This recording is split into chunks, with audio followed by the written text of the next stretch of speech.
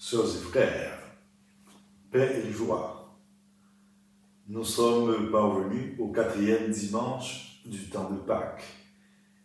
Ce dimanche, baptisé dimanche du bon pasteur. Nous rendons grâce à Dieu de nous avoir procuré le 8 mai dernier un pasteur en la personne de sa sainteté le pape Léon XIV. Aujourd'hui, nous avons l'image du bon pasteur, du vrai berger.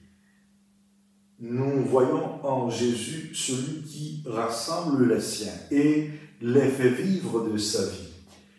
Il s'est donné pour le salut universel, pour sauver l'homme et tout homme, les permettant par sa mort et sa résurrection d'être sauvés du péché et appelle l'humanité à vivre une vie nouvelle. Le symbolisme du berger dans la Bible représente l'accompagnement, représente la protection, la relation entre Dieu et son peuple. Ce mot traduit le mot latin pastor, qui aussi veut dire pasteur. Le terme pasteur se rapporte aujourd'hui à sa dimension institutionnelle. Trois figures médiatrices nous permettent de découvrir pleinement et graduellement cette notion de pasteur. Nous avons deux figures vétérotestamentaires et le visage du Nouveau Testament. Les deux de l'Ancien Testament sont Moïse et David. Moïse était berger, Exode chapitre 3, le verset 1er. Il deviendra guide d'Israël, psaume 77, le verset 21, qui préfigure en fait le libérateur choisi par Yahvé. Le petit David deviendra roi, il était berger. Samuel chapitre 16, le verset 11, ou du moins le psaume 78, les versets 70 à 72. Le guide d'Israël conduit par Yahvé, par Dieu, le berger suprême, qui rassemble son peuple. Il était donc le roi idéal choisi par Dieu. Jésus, de son côté, pour le Nouveau Testament, se présente non seulement comme le bon berger, mais le vrai berger, celui qui donne sa vie pour ses brebis.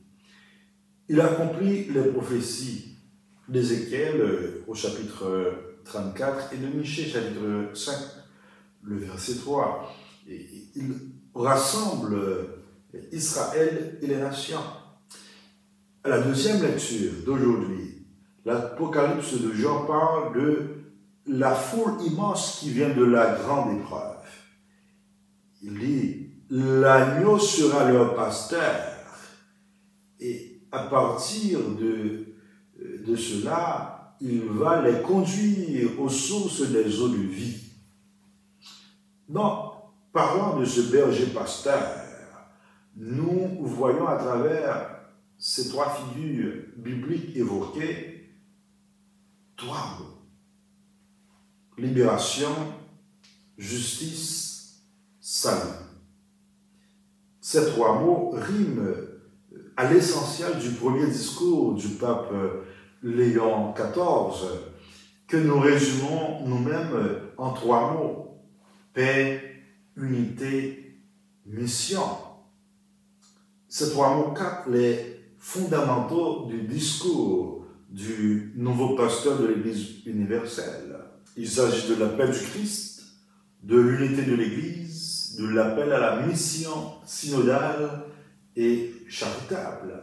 Dans son discours sur le pain vivant que nous lisons à la 3e semaine de Pâques, il y a une résonance particulière entre celui qui se donne comme pain vivant et le postulat qui nous amène à cela. Nous le trouvons dans la synoptique en Marc chapitre 6, le verset 34, en Matthieu chapitre 9, le verset 36. Jésus vit une grande foule. Il fut saisi de compassion envers eux parce qu'ils étaient comme des brebis sans berger.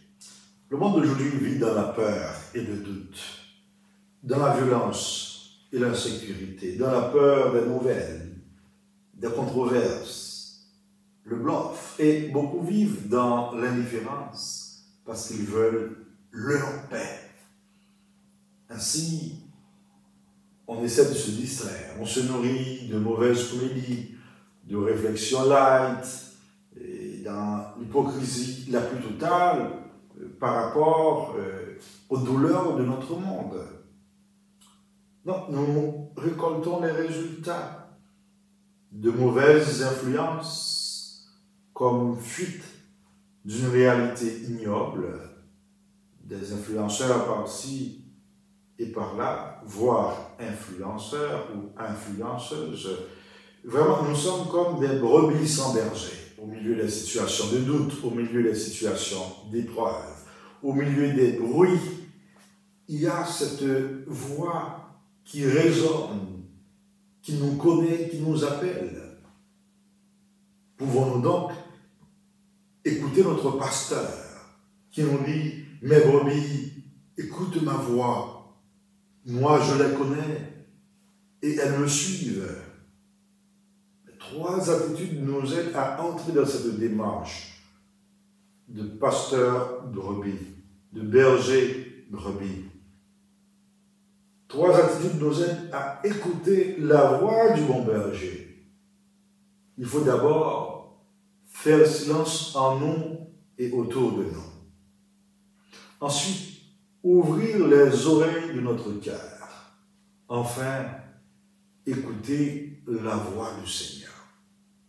Cette démarche est l'aboutissement de l'une des antiennes du carême. Aujourd'hui, ne fermez pas votre cœur, mais écoutez la voix du Seigneur. Elle est actuelle et cette invitation, elle se renouvelle au jour le jour. La vraie paix que nous recherchons, la paix du cœur, seul le ressuscité peut nous la donner de manière véritable. Elle ne s'obtient pas à coups de canon, elle ne s'obtient pas à coups de rifle ou de kalachnikov ou de missiles, mais dans le sacrifice nécessaire et dans le dialogue. Donc, il faut un engagement qui conduit vers cette paix. Il faut que ce soit concret, planifié, au milieu des décibels, de la pollution sonore et de tant de réalités touchantes. Le Seigneur nous invite à avoir le regard fixé sur lui, le Christ. La dernière salutation du pape François fut les premiers mots du pape Léon XIV, qui ont prononcé les mots mêmes de Jésus. La pace sia con tutti voi. La paix soit avec vous. C'est la salutation du Christ ressuscité. Accueillir la paix du Christ, c'est écouter sa voix de pasteur, c'est vivre l'obéissance et la fidélité comme voie nouvelle qui s'ouvre à Dieu. Jésus nous dit encore, je leur donne la vie éternelle, jamais elles ne périront. Quelle source d'espérance, quelle assurance, jamais elles ne périront. Sœurs et frères, n'ayons pas peur des épreuves. Comme nous le dit le Saint-Père, Dieu nous aime, Dieu vous aime, et le mal ne prévaudra pas. Que nous devenions de bons pasteurs, des agents d'unité, de paix et de justice dans la vigne du Seigneur pour que les peuples aient la vie en lui. Amen.